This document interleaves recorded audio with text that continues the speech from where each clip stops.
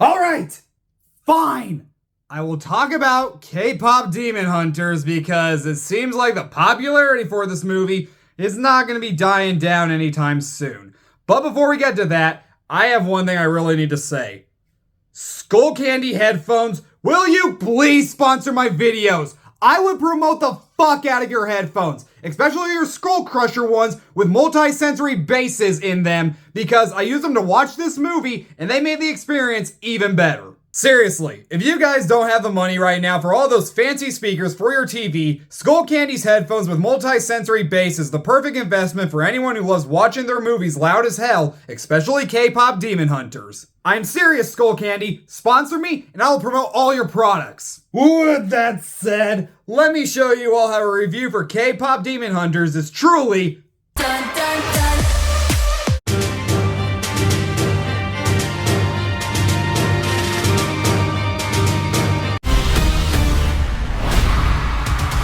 The world will know you as pop stars. But you will be much more than that. You will be hunters. Hey! This is the men's bathhouse. Get out of here!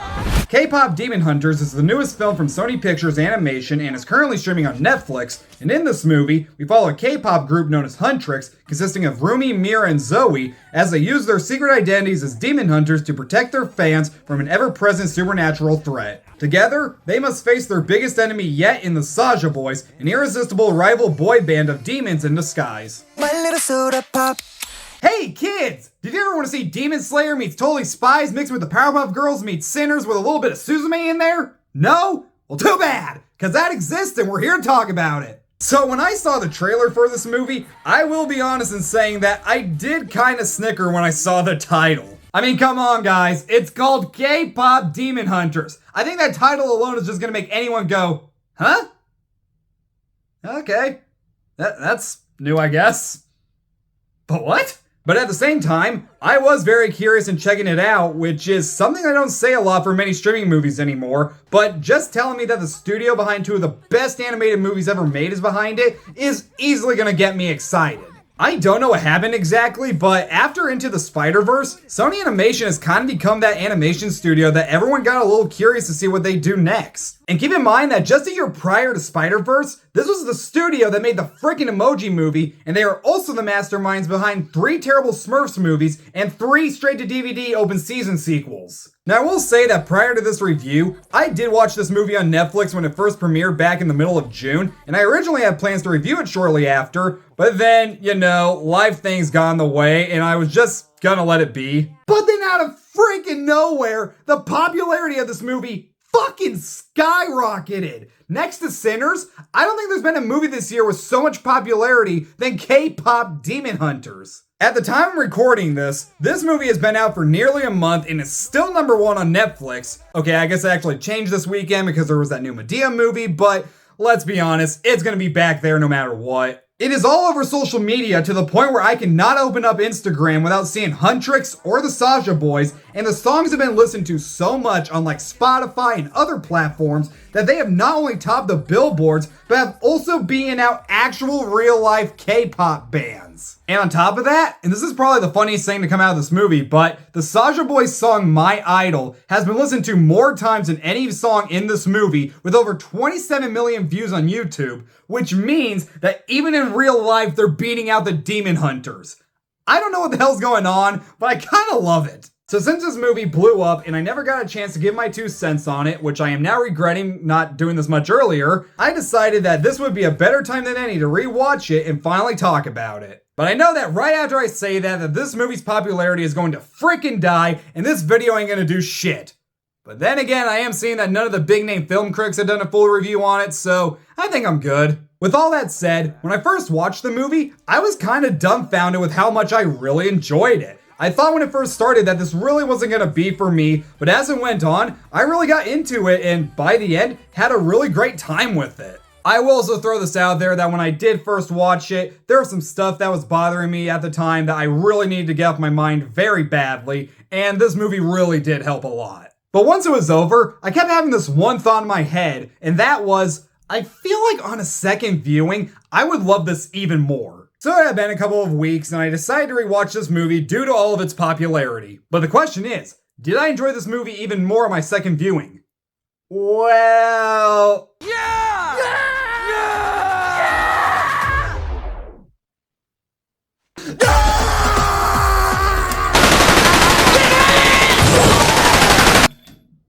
But only slightly. I think I pulled something. Fuck! Also, I am going to throw up a slight spoiler warning because with this movie's overgrowing popularity, I'm just going to assume that most of you, or at least half of you, have seen this movie, but there are a few details I need to get into that are in spoiler territory. So, if you haven't seen the movie, you've been warned. So I'm going to immediately start off by saying that Sony Animation has done it once again with the animation because I don't just love the look of this movie, but just its style. It's visually appealing with all the action scenes and musical numbers, it's very fluent with the way characters move and sometimes just fly around, and it may have the best choreography I've ever seen in an animated movie when it comes to the dancing and all the fights. You can tell everyone who made this put their heart and soul into every frame, and there were points where I couldn't think of another animated movie that moves, has the energy, or even acts like this. And I know a lot of people will and probably have come out of this saying that it is heavily inspired by anime, but I honestly have to disagree and just say that this is honestly just a CG animated anime. I mean, come on, even the end credits have 2D animated versions of all the characters. And with that said, I absolutely love the character designs here and how expressive they all are, and the anime look does help that a lot. It reminds me of why I love the animation of something like Dan to Dan a lot, which is very expressive with its animation in the same way. But for the love of God, every second there was a new shot or frame that kept giving me thumbnail ideas to the point where I had to scream at my TV, "Stop! Please stop! I can't fit all of you on there at once!" But as for the characters themselves, you have definitely seen this trio before, where you have the fun, energetic, bubbly one, the serious one who has a soft side and is misunderstood by her family, and the main one of the group who has to keep the trio afloat, and in this case, has a secret that she has to hide from her friends. What makes them stand out from something like Totally Spies or the Powerpuff Girls is their charm, personalities, and just how likable they really are. We are only with these three for about 90 minutes, and I already want to see more from them, whether it be sequels or even a TV series. I mean, come on, with how popular this movie is, you cannot tell me that they are not thinking of ideas for an anime series. And I guess while we're on the subject of the characters, my man Bobby deserves so much more love. Yes, I like the three leads, and Genu has a lot of great moments, but I have heard almost no one talk about Bobby, and outside of Huntrix, he's the most likable character in this thing. You cannot do anything to make me hate or even think badly about Bobby. Bobby is the GOAT! I'm sure everything will be fine. Bobby can handle it. Hi, Bobby! That's my purse! I don't know you! Now, one thing I really wasn't expecting from this movie was just how funny it was. I had only seen the trailer one time and then quickly forgot about it, so I really didn't know what kind of movie I was in for. But the moment where we learned that one of our leads wore a sleeping bag to the Met Gala and really pulled it off, that's when I knew that even if I didn't get into this movie, I was still gonna get some pretty good laughs. But by the end of it, I laughed more at this movie more than any other film this year so far. But keep in mind that next month is The Naked Gun with Liam Neeson, so that is destined to change. But then, wait, hold up. There was also the day the Earth blew up in one of them days. But this movie's still pretty funny too. But with that said, there really are a lot of great and memorable funny moments here. I love the bit with the sketchy doctor. There's a lot of background characters that really stand out and got a good laugh out of me. There's a great bit where Bobby just sees the beautiful city while the girls see clear destruction. And of course, Genu. Just Genu. I can't get over that part where they're fighting in the bathhouse and the Sasha boys are getting away and Genu's just running down the hallway like I don't know why. I just freaking love that. And for some reason, it got the biggest laugh out of me in the entire movie. It's like he thinks he's being slick or something. Don't get mad at me if that just becomes a random clip I just decide to use in the future. I also wish that, at first, the girls didn't realize that the Sasha boys were demons, but they just saw them and were like, "Alright, time to kill these motherfuckers!"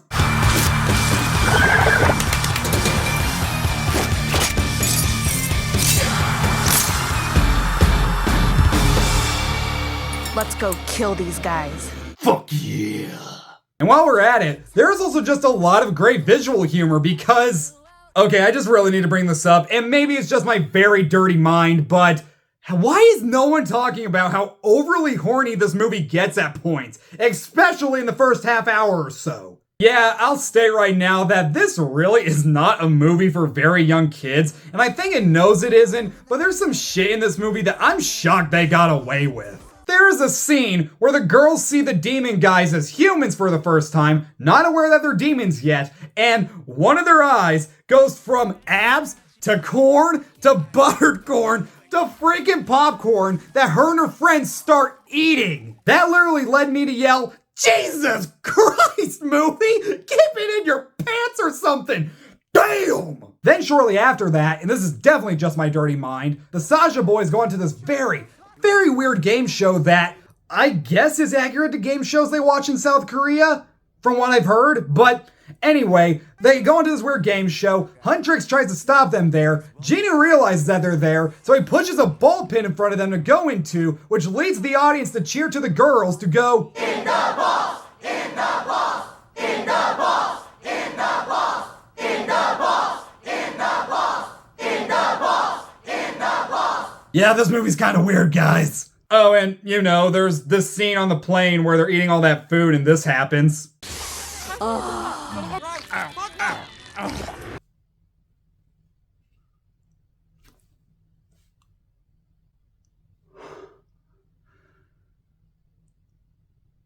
I have nothing else to say besides, I am in love. I am in love, and you can do nothing to make me change my mind. But also, that's like the scene in Jurassic Park where they see the dinosaurs for the first time and they just go. But now let's talk about what seems to be everyone's favorite aspect of this movie, the musical numbers. And I'm here to say, I'm gonna have to be that one asshole who thinks the songs in this movie are just okay. Maybe it's because I'm not all that familiar with K-pop, and it's not really a genre I ever wanted to get into, but the songs here just didn't work for me personally at all. Okay, I mean, I guess that song at the beginning was pretty good. And the Sasha Boys Soda Pop song is actually really catchy, and Takedown's a song I can definitely listen to on its own. Guys, the songs in this movie are absolute bangers that I cannot get out of my head, and this might be the best movie soundtrack of the decade. Find me a comparison. You can't, because, wow, these songs go hard. And just like how Metalocalypse might have got me into death metal, K-Pop Demon Hunters might have got me into K-pop. Fucking sue me. But then again, I really don't have any taste in any music of any kind. I'm one of those people where if I like the song, I like the song no matter the genre. I like all genres. Except modern country. And I say modern country because I do love the classics like Johnny Cash, but all country songs nowadays sound exactly the same, to where if you played me 5 different country songs, I could not tell them apart and they all blend together. But I really do mean it when I say that I don't think I have a personal favorite from this movie, because they're all on par with each other for how great they are, and the singing of the songs with the action scenes is truly a sight for the eyes, and even if you haven't seen the movie, you can listen to any of these songs on their own with no context. Okay, maybe there's a few parts in the songs here and there where you might need a little bit of context, but even then, they're still great on their own. And yes, it's very obvious why the Sasha Boys song My Idol is the most popular of all the songs, and it's not just because it's the villain song, but because the scene it's a part of has the coolest visuals and cinematography in the entire movie. Preach it to the choir. Can I get the mic a little higher? Speaking of which, I'll just throw this out there. This would be a pretty good movie to watch during the Halloween season, because the demon designs in this movie just scream Halloween, especially the Sasha Boys demon designs. Or maybe their designs were just because of the My Idol scene. Seriously, that song fucking slaps. I have listened to it more times than I like to admit. And probably the most relatable thing about Huntrix is that they love their couch. I love my couch too. I used to shoot videos on my couch. This movie is great because couch. I'm gonna go sit on my couch after this because I love my couch. It's comfy. Couch, couch, couch, couch, couch, couch, couch, couch, couch, couch. Oh, yeah. That's So the stuff. relaxing. Yeah. Hey!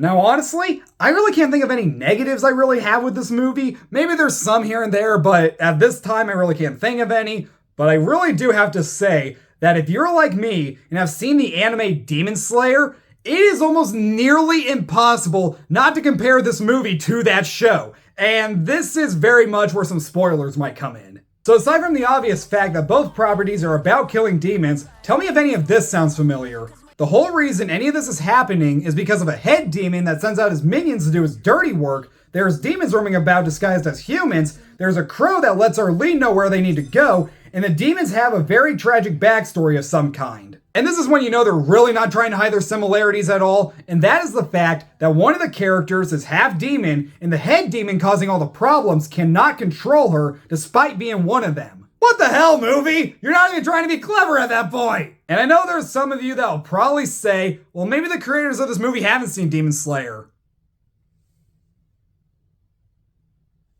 Nah, they've seen Demon Slayer. They've seen that thing front to back a million times. They've seen it. But I guess two major differences between K-Pop Demon Hunters and Demon Slayer is that in Demon Slayer, they must cut off the heads of the demons to fully kill them, and the demons can only roam around at night, while in K-Pop Demon Hunters, they can just kill them all willy-nilly, and the demons can roam about any time of the day. Or at least Gino and his crew can. But in the end, I had so much more fun with K-Pop Demon Hunters than I ever expected to. Yes, I am fully aware that I am not the target demographic for this movie, but I am one who is always willing to admit when he likes a movie, even if it wasn't for him or I'm just not the right age for it. The movie altogether was fun, energetic, funny, very entertaining, has a great blend of action and music, the animation is great and has its own style and feel, and it's one that I'm really glad to see is getting the love it deserves. The movie's popularity has skyrocketed so much that I can easily see Huntrix becoming a popular costume at like Halloween or definitely at cons. And I know it kind of sucks that Pixar's Elio bombed like crazy, but can we just be glad that a completely original animated movie like this is getting so much love? And don't get me wrong when I say this, because I would love to see this movie in theaters, but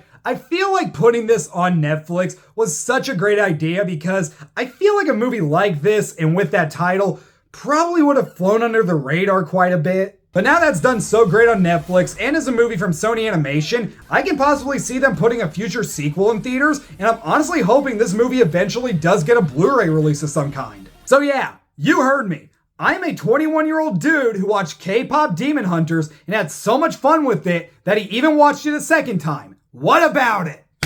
Come at me, bro! And after the second viewing, I'm gonna be giving K-Pop Demon Hunters an A-. And the last thing I really want to say is that even if you're not into K-pop, you're not really a fan of the animation style in this movie, or you're just not the target demographic, I still highly recommend giving it at least a shot because if we go out and support animated movies like this, even on Netflix, we can probably get more crazy, original, out there ideas like this, especially in animation. Who knows? Maybe they'll do a crossover with Huntrix and Death Clock from Metalocalypse. I mean, I'd watch it. Thanks so much for watching, you guys. Subscribe to my channel, like this video, turn the notification bell, and while you're at it, go follow me on Instagram, and TikTok, and Letterboxd at Trev's Movies, and I'll be back later with more reviews, and I'll see you then.